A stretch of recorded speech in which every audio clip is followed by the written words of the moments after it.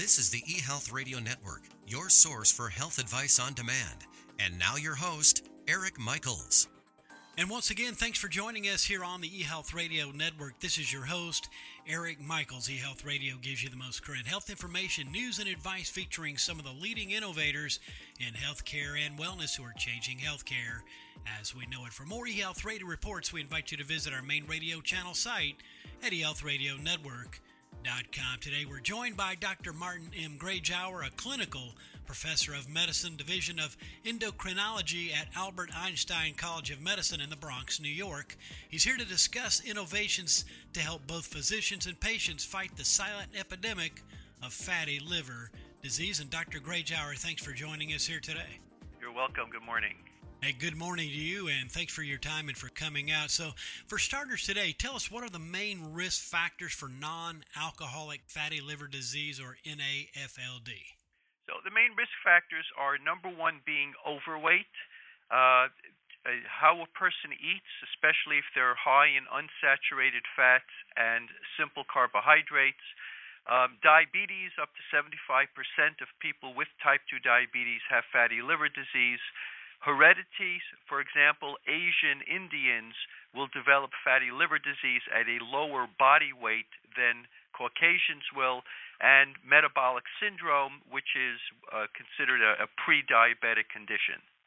Also, Dr. Grajower, can you explain the role that obesity plays in connection with NAFLD and diabetes? Get into some of those details.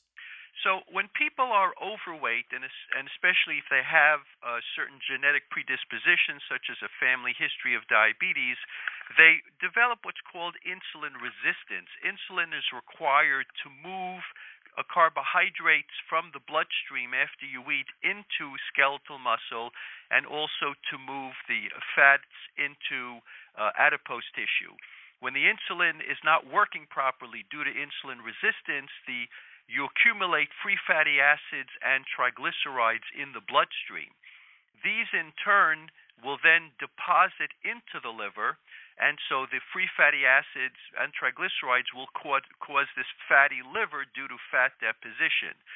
This then increases the insulin resistance, and you now have a vicious cycle where more insulin resistance gives you more fatty liver, and ultimately, with the increasing insulin resistance, the patient can no longer get glucose into skeletal muscle, and that's when they progress to diabetes. Some good information so far and most helpful. Now, another question. What are the health risks associated with having NAFLD?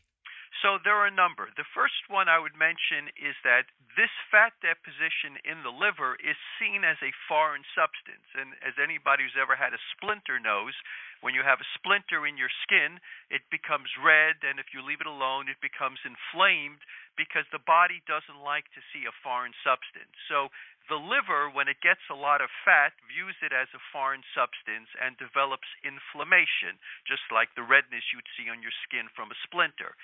This inflammation then results in inflammatory molecules such as cytokines, which a lot of people have heard about, the so-called cytokine storm with COVID.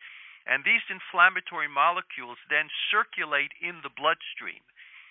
When a person has atherosclerosis, which is deposits of cholesterol in their artery, what people often don't realize is that what causes a heart attack or a stroke is not just the deposits of cholesterol, but these deposits have a little plaque around it.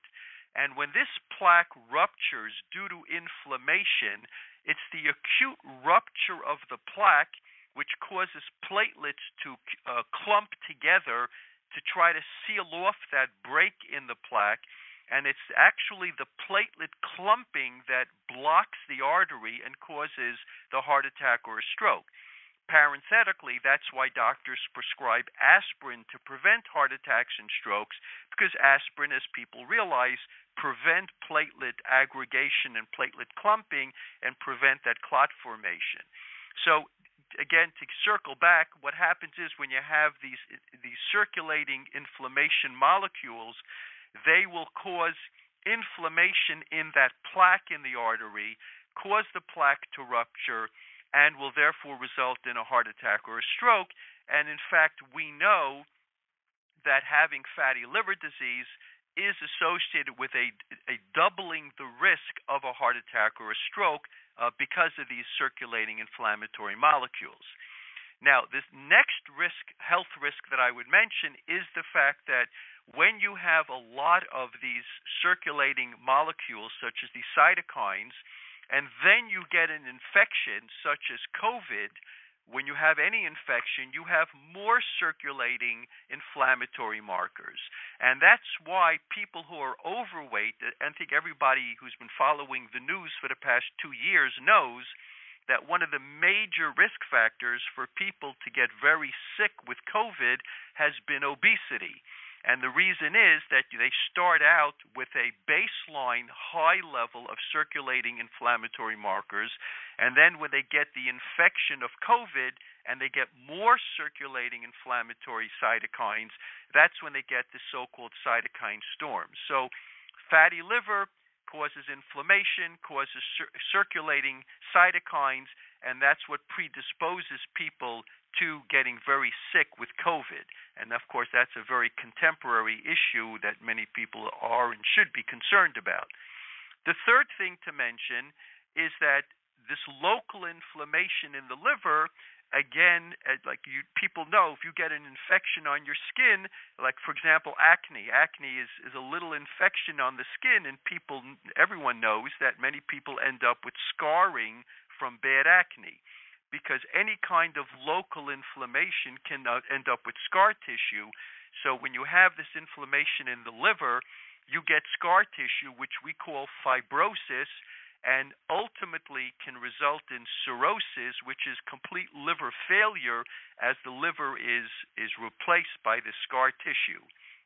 And finally, people who have prediabetes, which we often call the metabolic syndrome, who also have fatty liver, have been shown to have a 5-fold increased risk of progressing to diabetes.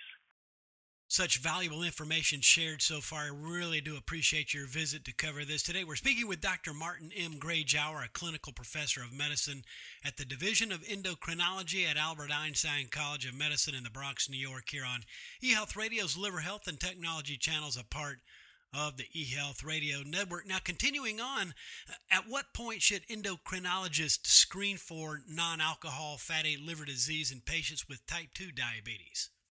So, in my opinion, everybody should be screened. One of the reasons is that you can't rely on just the routine liver function tests. We know that only 1 out of 5 or 20% of people will actually have an abnormal liver function test who have fatty liver disease. You also can't rely on ultrasound, which will pick up only 40% of people. So you really need to screen people with some of the newer technology to see who has fatty liver disease, because, as I mentioned, 75% of people with type 2 diabetes have fatty liver disease and don't know about it. Now, why should they know about it? So one of the things that surprised me when I started screening is that people are scared of their livers. It's very interesting that you talk to people about their cholesterol, and they just kind of shrug their shoulders. But when I started talking to people about their livers being inflamed, suddenly they really got scared, and I had patients who for years I've been trying to get them to lose weight and nothing was working, and when they found out they have fatty liver disease, suddenly they became motivated and would lose 20 pounds, or they would suddenly start to be better with their diet or compliant with their medicines and get their diabetes under control. So it really is, in my opinion, a great motivator for patients to improve their diabetes and to lose weight. In addition, we know that because having fatty liver disease doubles the risk of a heart attack or a stroke, and because there's no real direct treatment of the fatty liver, because of that, the recommendation is that you should be more aggressive with improving other risk factors for heart attacks and strokes. So, for example, you may have a patient who you're controlling their LDL, their bad cholesterol, down to, let's say, 100. But if you know they have fatty liver disease, you should then increase their statin or maybe just start a statin and get their LDLs down below 70. So knowing that a type 2 diabetic has fatty liver disease can affect your decision about how aggressive to be in controlling other risk factors for cardiovascular disease. Always better to be safe than sorry. Now, another question along these lines, can you provide an example of how endocrinologists can help their patients who are at risk for liver disease? Right. So ideally, every type 2 diabetic should be screened for NAFLD, for fatty liver disease. And there are two ways to do it. The simple way is what's something called a FIB-4 calculator, FIB-4 calculator, which takes into account the patient's age, their liver function test, and their platelet count. And you can go online, and there's an algorithm. You plug in those three numbers, and it gives you a number to tell you what the patient's risk is for having fatty liver disease. That's sort of like a surrogate marker. The gold standard for checking for fatty liver disease is something called Transient Elastography technology. This is like an ultrasound. It's an office-based procedure. It's completely painless. And not only is it the gold standard, but it actually gives you a number that you can then monitor. So as the patient is losing weight or they're controlling their diabetes, and you can monitor this number getting better or getting worse, something you can't do on an ultrasound. A regular ultrasound will say fatty liver disease, but you can't quantitate it to see if the patient is getting better or worse. In addition, endocrinologists should be aware that what the lab reports as a normal liver function test is probably too high. That once we started to learn about fatty liver disease, we've learned that the upper range of normal is really a little bit lower than the lab reports. In addition, many of us, myself included, before fatty liver disease became an entity, if we saw the liver function test was 1 or 2 points above normal, we would basically say, yeah, you're overweight, and we just shrug our shoulders, ignore it. But they shouldn't be ignored, because if it is abnormal, you know that patient probably has fatty liver disease. It's a good reason to send patients to a nutritionist. They can discuss with them how they can reduce their saturated fats, how they can avoid simple carbohydrates, limit their alcohol intake. My nutritionist in my office has printed up a 5-page handout, which I give to my patients with fatty liver disease, and it's entitled How to Improve Your Liver Health.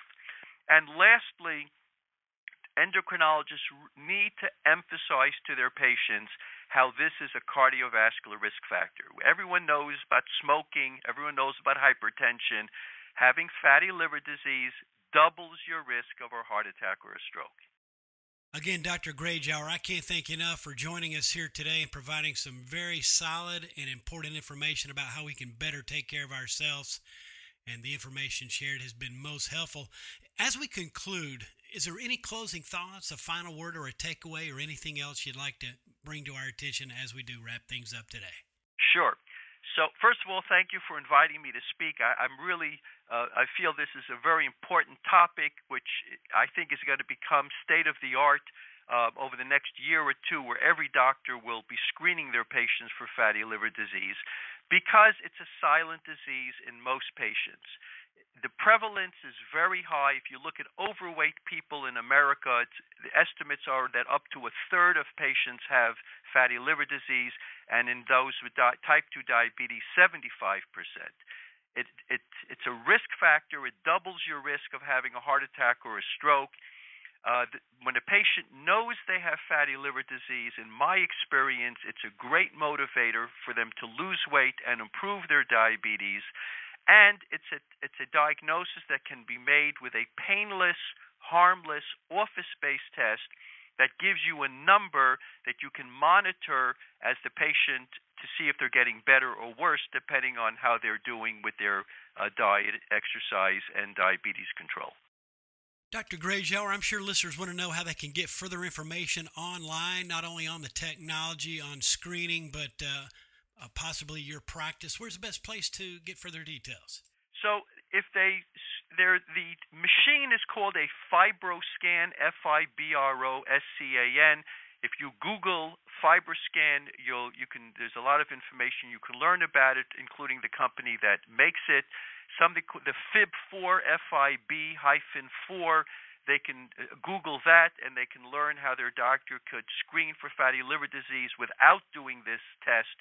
And if you just do a screen for NAFLD plus diabetes, there's been some very good review articles in the medical literature. You can't always trust everything that's online, but there have been some excellent review articles recently that they can get access to. There was an article in JAMA not long ago, including a letter to the editor that I wrote, and they can read that and trust the information and, if necessary, even educate their physician.